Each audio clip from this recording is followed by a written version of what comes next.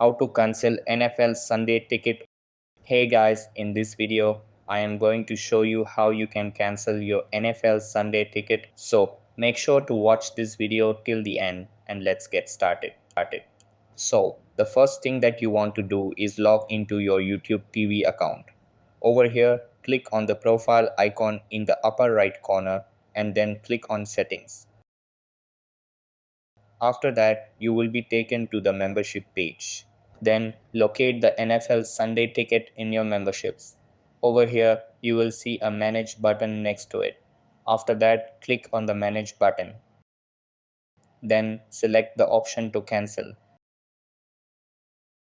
You will be asked to provide a reason for canceling. If you don't want to provide a specific reason, you can select Other and type something. Finally, click Continue Canceling and follow any additional confirmation prompts to complete the process. So that's how you can cancel your NFL Sunday ticket. That's all for this video.